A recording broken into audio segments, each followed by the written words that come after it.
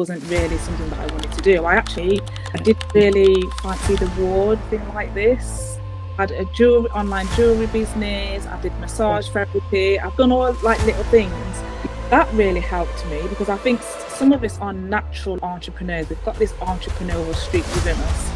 Hi guys, and welcome to Nurse Nzi, a Nurse Like Me podcast. Today we've got the lovely Danielle on the line. And Danielle, can you please just give an introduction of who you are, what you do, and what type of nurse you are?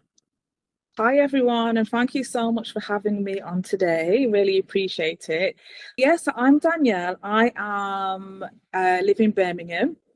And I am an adult trained nurse. So I went straight from qualifying into the community, and I now just do agency and bank work because I ventured on to start my own CIC. Amazing. Wow. For those people who don't know what a CIC is, what is a CIC? Basically, I like to explain it very much. It's like a half a charity, but then also half a business as well, like LTD.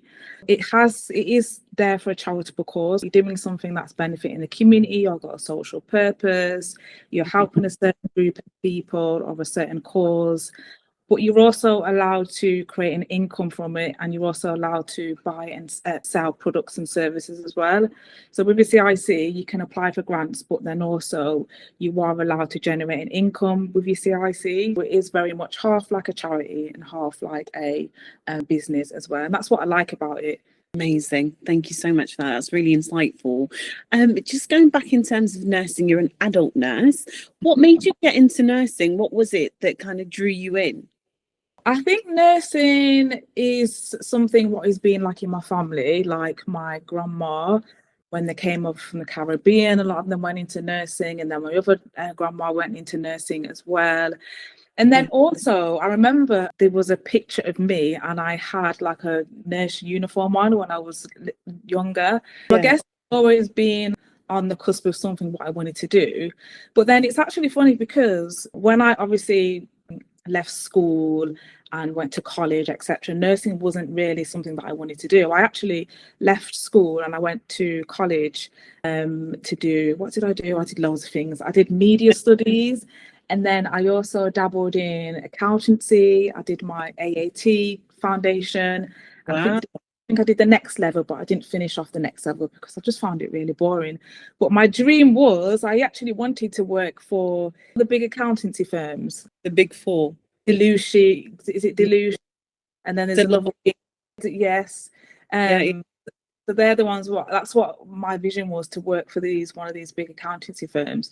And then I think it's not until like later on, moving from job to job, done lots of different jobs, cleaning, reception work, call center work, everything what you can think of I've done. And it's not until I got a bit older later on, because I was what you call a mature student. I was figuring out, what can I do? I like to look after people. I'm a family person. I come from a big family. So it was either nursing or teaching. So I ended up into nursing. And it's funny because the work what I'm doing now with my CIC is more like teaching in a way. Then I went on to do my access course, which was really difficult. If anyone's done the access course, it's quite hard. And then from then, so that was in health studies. And then I went to university, went to BCU in Birmingham and did my adult nursing training. Got a job within the community because I had a community placement and really loved it. Like, that was my thing, community. I didn't really fancy the wards at all. I found them a bit cliquey. And back then when I studied, I didn't really see a lot of black nurses or nurses positions. I went straight into the community. I did a management placement there, and I was like, yeah, this is what I want to do. I want to be in the community. Straight from qualifying into the community. Did that for maybe 3-4 years. And then I fell out of love with wound care. Still love the community, loved palliative care, loved that side of it, but just fell out of love with the wound care. And then it just got really busy, really, really busy. And I just felt like I was just rushing around, and then fell out of love with it a little bit. Then I was like, what can I do from here? I've always wanted to work with children and families. Like I said, I wanted to be was between a teacher and a nurse. Then I looked into school nursing, applied for a few jobs, but wasn't successful. And then I heard about health visiting, and I was like, oh, this is perfect. Children, families, adults, mixture of everything. And I do remember having a health visitor when I had my daughter as well. So I kind of like knew what they did, kind of thing. Then I went back to uni, did the scupping, which was like one of the most hardest things ever. Yeah, I have heard a lot of nurses say it is not for the faint-hearted. Yes, it was quite hard. And I think also because you're already a trained, qualified professional, and then you are going back to being a student again, I think that has an impact.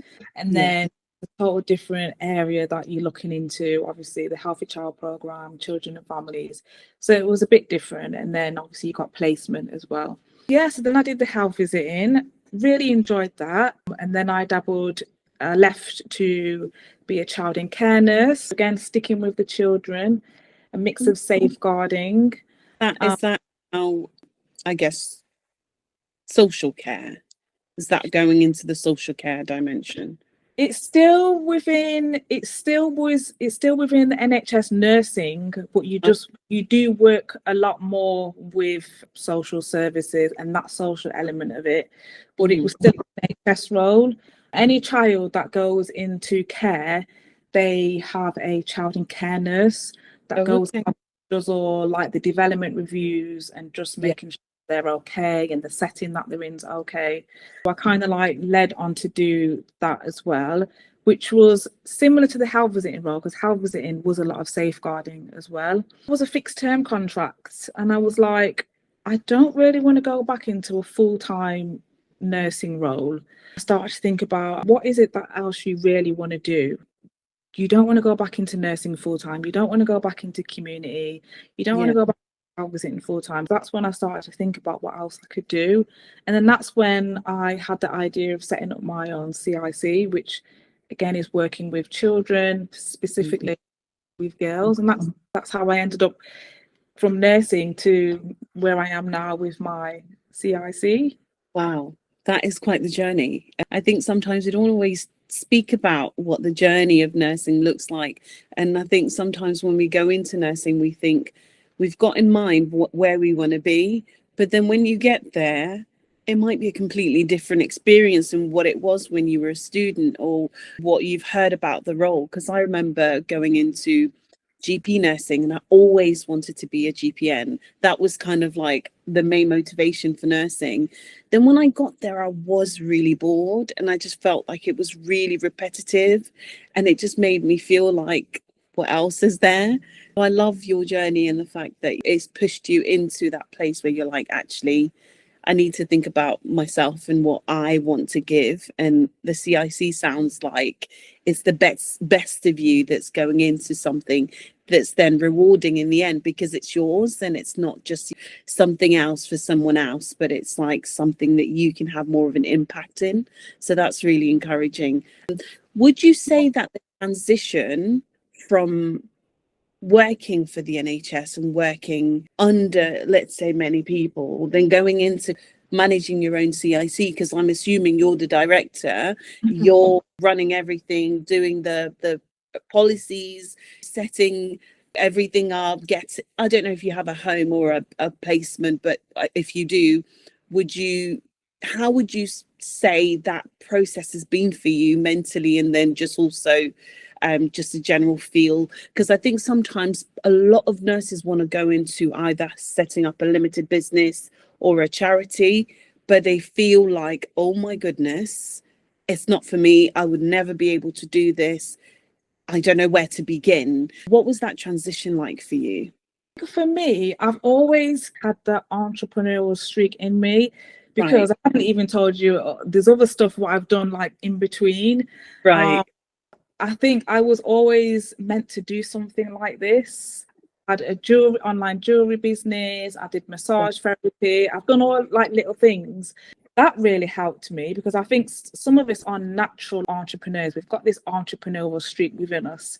We'll see thing. We're like, actually, that could be a business for this, or you could do that with this, or you can make it from this. And that is how I naturally think. I think that really helped. But it's still not been easy because, like you said, when you've got the role within the NHS, you've got that security blanket, you've got a whole team around you who you can get support from, etc. So it is still hard. But then on the other side, you can get that support in the business world as well. And I've been able to do that. I'll go and network, and there's a networking meeting that I go to every single month. So it's nice to be, and I've joined Facebook groups and memberships where there's everyone in there is either starting their business or they've got a business already, a well-established business. You can still get that support, but just in a different way, like online with all the different online memberships and networking groups, and then face-to-face networking groups as well. And I think you just have to be good at planning and have good organizational skills. And to be fair, a lot of the skills what we do have as nurses anyway, and that's why I always say you think that you're not skilled enough, but you have got a lot of transferable skills. It's so important, actually, because I think as nurses we do so much. Even if you're working on the ward, there is so much that you do there, from just making sure that someone isn't deteriorating, taking notes, report writing. There is so much that is transferable, and it's like a training ground. If you did want to go and start your own business, working in those environments offer that training that then boosts your confidence to open up your own. What are some of the challenges that you found with starting your own CIC? What were some of the pitfalls that you probably were not expecting to come up against? I think just generally setting it up in the first place, because what I found was there wasn't a lot of information out there in terms of CICs, and the information that is out there, it's a load of gobbledygook. It's on the government website and it's just loads and loads of text writing. It's just so confusing, and that I found a bit of a hurdle. And then when you ask people, not everyone was really giving you a lot of the information. I found that a bit of a hurdle, so I had to figure out a lot myself. I think that was one of the biggest hurdles. And then I guess also in terms of the financial aspect of it as well, because yes, I've left my permanent role, but I've still got bills to pay and everything. Just trying to manage making sure that I've got enough income coming in. Yes, I'm still nursing. That's why I still do the banking agency, because you've still got bills to pay. I'm not sitting here saying I'm a millionaire, so I've still got to have that income coming in as well. I think we're trying to juggle the two. And what else? I think those are the main things, really. Yeah. And I was going to say, because you touched on something just now about the fact that you still have bills to pay, and one thing is that CICs have to benefit the community. It's slightly different to a limited business, and like you mentioned in the beginning, it's not quite a limit. It's like an in between a charity and a limited business. What was that like? Because I think some people may look at CICs and think, right, I've hit the jackpot here. There's loads of funding available. There's loads of grants that I can go and apply for. But of course, where there's that element of the money coming into the CIC has to benefit the business, depending on how you register it. I think there's two options, right? There's the shares and there's the guarantee. And if you register a CIC under a guarantee, then you can't just spend money the way you would a limited business. Was that something that you had to adjust to and think, right, I can't just take £1,000 out for my own expense. It has to be for the benefit of the CIC or the community. Is that something you found when you were at that stage of getting income and thinking, how do I spend this? What do I do? Yes, like you said, with like your LTD, obviously you can take out dividends and things like that, but with the CIC, it's different. When it comes to like with the CICs and the funding, obviously, yes, there is lots of funding out there, but you have to be strategic in it. Apply for as many as you can. That's what I tell people, to apply for as many as you can, because what I was doing, I was applying for some, then it'd finish and then my project would end, and then I'd be left like, oh, okay, because I was new, I didn't really have that much income coming in. While Apply for as much funds as you can. And these funds that you can actually use for salary costs as well. It's finding out which ones you can apply for, where you can pay yourself and you can pay your staff. And then obviously you've got the ones where you can't use for salary, you can use it for resources, for your room hire. So everything can be covered, but it just depends on the criteria of what the fund is saying. They will tell you what you can and what you can't spend it on. And then this is why I say it's important this is where your entrepreneurial street comes in, because you kind of like think, oh, I don't want to just rely on funding. Yes, it helps. And yes, if they're going to give it to you, apply for it. But what other ways can you generate an income into your CIC as well? That got something coming in, and then funders like to see that as well. And when you do that, it just means that your CIC is going to be way more sustainable than people who aren't thinking about other things, other ways how they can generate an income as well. And that's one of the things with my business where I help people set up their CICs and offer the mentoring stuff. That is separate. That is like my own business. I can do whatever I choose to do with that money. But if I want to, I can use some of that income and pump it into my CIC if I wanted to. We're thinking about other ways how you can generate an income. You can sell products and services. If you've got a building, maybe you could rent that building out to someone. You can create digital products. There's lots of things what you can do. You've got your paid workshops, because you don't give everything away free. You want to give away free things when you've got the funding, and the funding says, right, yes, you can offer so many free spaces. Yes, I think you still got to have that business strategic element to it as well. And I think sometimes that's lacking within some CIC, because I think they just rely on the funding, or they don't really know a lot of the business strategy side. Whereas before I set up my CIC, I invested in a business coach, and I've done all these different courses and programs. So I kind of like had that entrepreneurial street, like I said before. So that's really helped well with my CIC as well. I was just about to ask that as well. Did you have to take any courses? And you've answered that now. You've had a business coach. Did you take any business classes or courses to help, or was it just the coach that you hired? I had a business coach, and then I've also done like group programs. Like I've done a program called One Too Many. Lisa Johnson, she's a really good business strategist. That's all about passive income. And then I've done an email marketing course. I've done social media, because I used to be a social media manager as well. That was another little thing that I did. So social media. So I've done lots of different things, which have all like literally helped, even with setting up my RM system and having funnels and things like that. Like it's really helped. And that's brilliant that you mentioned that, because with some local authorities, they do actually pay for business owners to go and get the skills. I remember when I initially started as well, the local authority I was in, they sponsored me to do digital marketing as a course and project management. And those were two things that I was willing to pay for. But then that was all funded by the local authority. I think people also don't know the support that's available within their area. So it's important to just have an idea of where to go to, or who to go and speak to about the support that might be available. Because even training companies, I think some training companies, they will refer you to your local authority if some of their courses are funded by the government. So it is important to mention that, because if someone's thinking of opening a business, but they worried about skills, or they're worried about not understanding the process of the operational side of a business, because yes, we're nurses, so we know the clinical aspect, but it's the operational side that we'll probably struggle with. And actually, if there's funding available to train you, why not go for it? Thank you for mentioning that.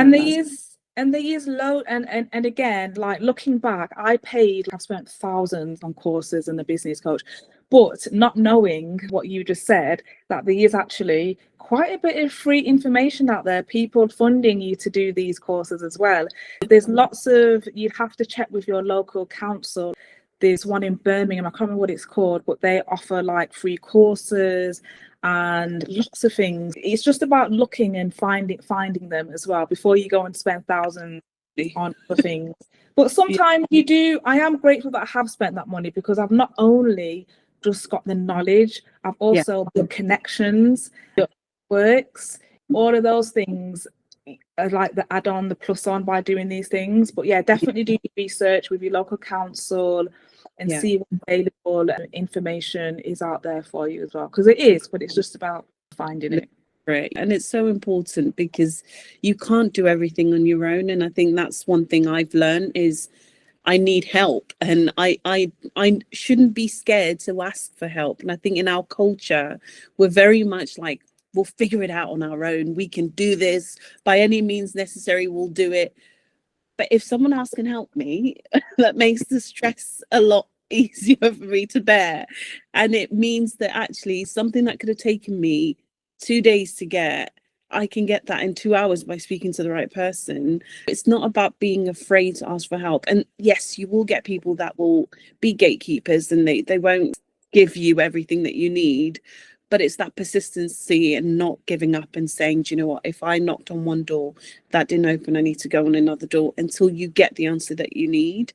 But yeah, the local authority side of things, I do also know that on their website, if you, let's say Hampshire, for example, because I live in Hampshire. If I go on their website, there's a section for business owners, and in that section will be everything relating to supporting you as a business owner, from things like speaking to the suppliers team there. For people who are looking to acquire contracts, they have a team dedicated to that support, and they can speak you through registering to apply for contracts.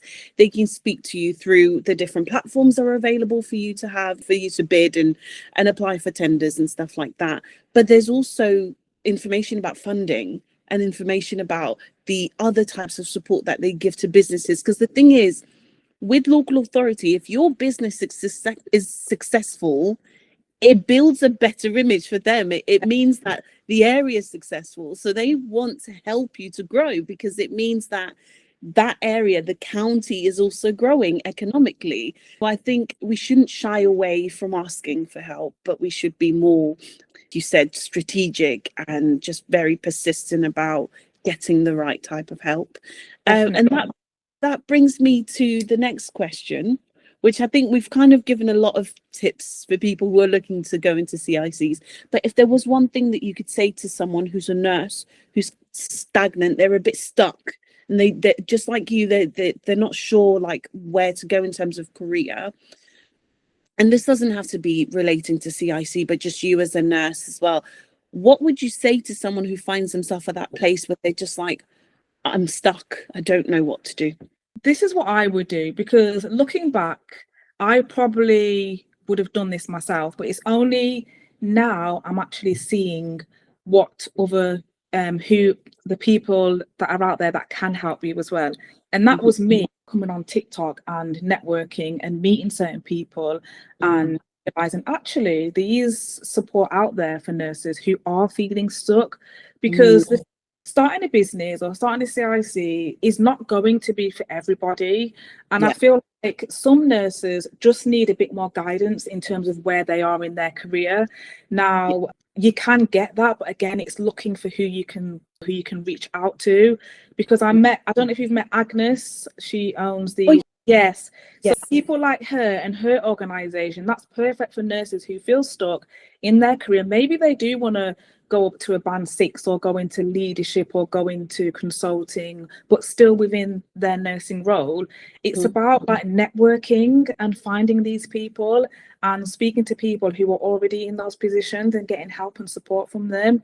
Because I wish I'd have had that when I was in my bit of like, oh, what do I do now? Because there is a lot of nursing jobs out there, non-clinical and clinical, that nurses probably want to go for, but maybe they're not sure, or they're just in that same role and they just get really comfortable because that's all they know, or they might be a bit nervous or scared of applying for that job. The first thing I would say is like find some people like that first and think about what it is that you actually really want to do. Do you want to stay or that's it, you don't want to do it, which is fine. I was in for 11 years. We're all at different stages. Do you get what I mean? You could be at a stage where you've just been in nursing for a year or two and you're not liking where you are at the moment. Like, before you just leave altogether, see if you can find that support, that network that might guide you. And if you are someone that is dead set on leaving and you know that you don't want to do it anymore, what is it that you want to do? What's your passion? What do you enjoy doing? What do you feel like your purpose is? It's just like digging really deep, really. And then from then see what your options are. If it is something you want to set up something of your own, do you like helping people? Do you like teaching people? What is it that you actually like? And look at your skills. There's a lot of things that you can do before you jump into like leaving or moving or starting a business. But I just think, definitely, like you said, reach out to people, ask. Don't be afraid to ask for support, ask for advice. But I think it's just finding those people who can help you and just really thinking about what it is that you actually want to do, because nursing is changed, hasn't it? It's evolved. There's so many different things that you can actually do within nursing and with nursing as well. Couldn't have said it better, because I think it's giving yourself permission to know that you can go into different areas, you can leave nursing if you choose to, but just find who you are and what you want out of life, because it takes up so much of your time in the day. If you think about the amount of time that you spend at work, you want to be somewhere where you're actually enjoying it and you're not out there thinking, oh my God, what am I doing here, kind of thing. I do really agree with that, and I think finding what you want to do is important, and sometimes that comes with finding more about yourself as a person. I think we all grow, and sometimes we grow out of certain personality traits that we may have had, and we grow into ourselves the older that we get. And so sometimes you may have started your nursing as a 21-year-old just fresh out of uni, and then come to a point where you're like, actually, I'm now 25 or I'm in my 30s and this environment just isn't for me. And there's a lot of times with mothers, you start your nursing career, you're just a single person, whether you're young or older. And then you find yourself at a place where you're now wanting a family. That changes the dynamic, because if you have little kids, you want to be able to spend time with them. You don't want to be rushing around on the wards, spending 12 hours away from them. Sometimes there are circumstances which do change the trajectory of people's career paths. But I think it's giving yourself permission to say, this is where I'm at, and I now need to sit down and figure out what works for my lifestyle. And I don't have an explanation to give to anyone, because I think we feel guilty that we've spent all this time doing nursing and now we're like, we want to leave. But it's about what works for you and your family, your household, your lifestyle. Thank you for that.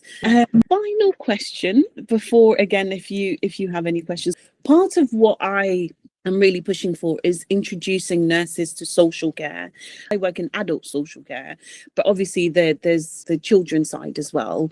But I work mostly with people with learning disability. I've come to understand that there are a lot of specialist roles within that social care aspect. Social care nurses are there to ensure that there is a certain level of safety.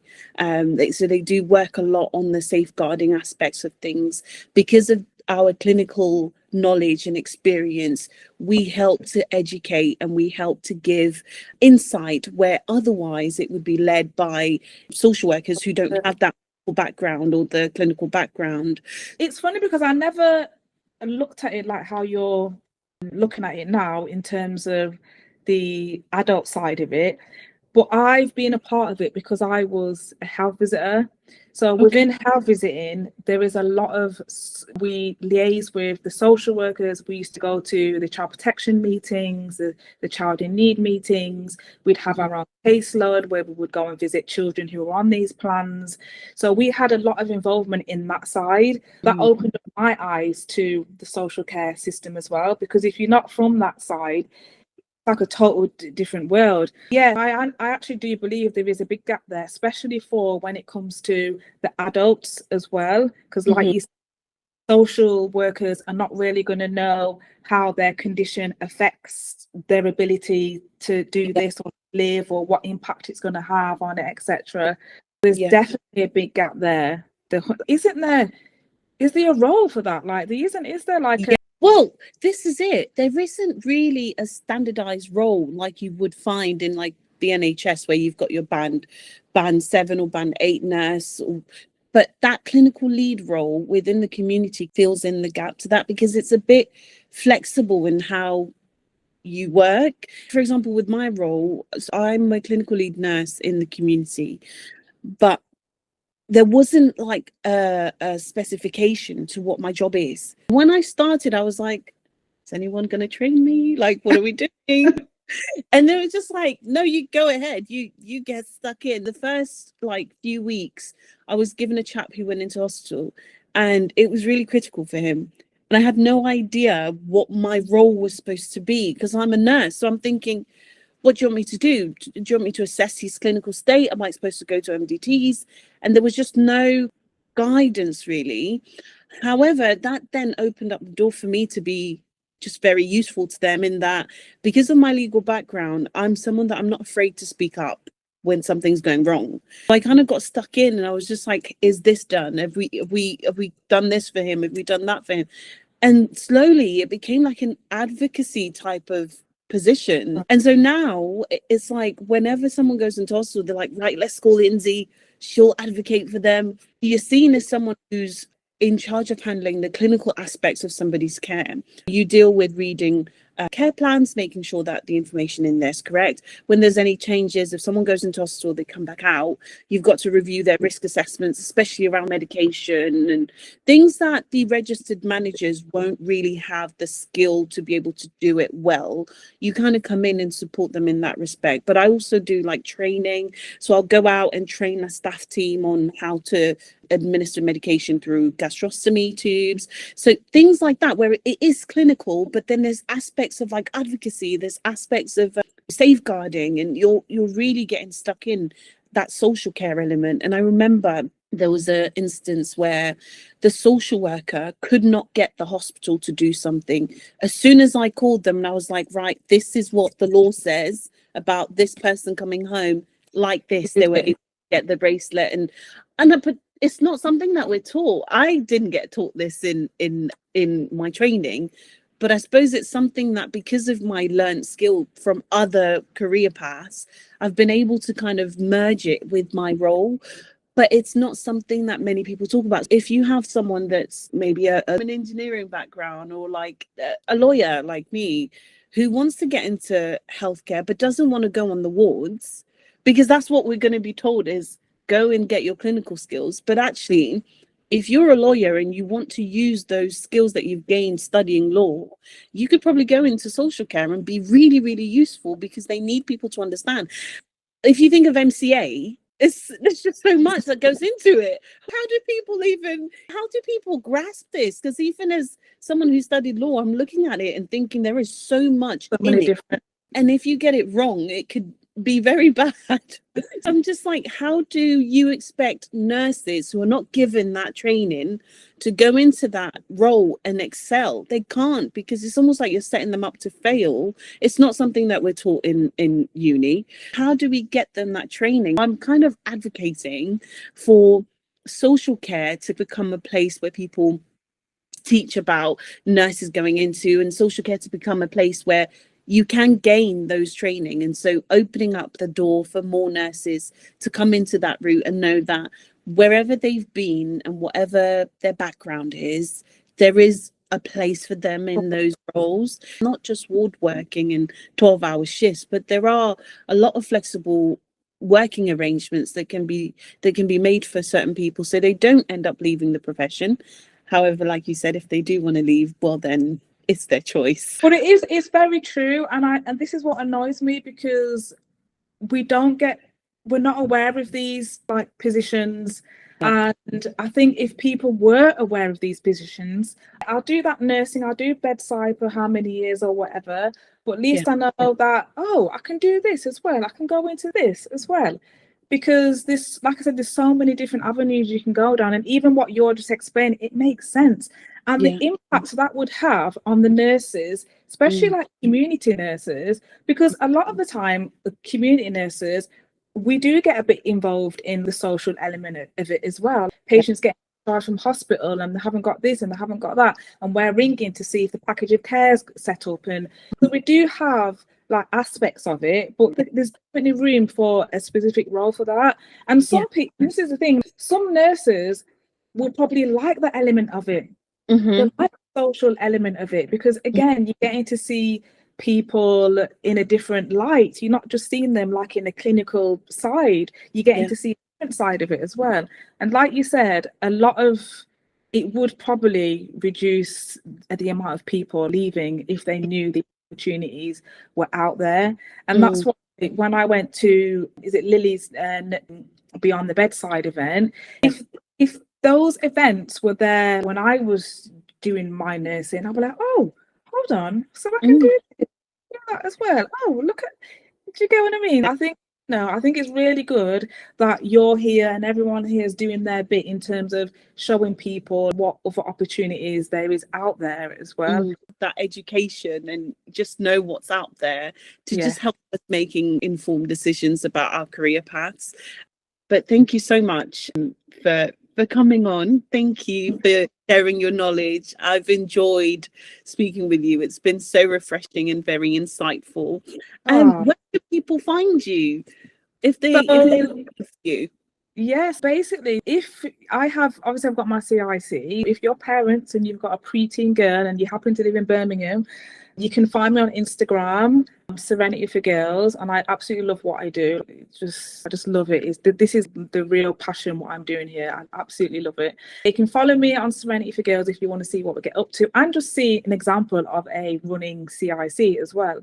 And then I'm on TikTok, so at Nurse to Bizboss. I'm on TikTok, and I'm also on Instagram with that account as well, where I share lots of valuable information and tips and things like that.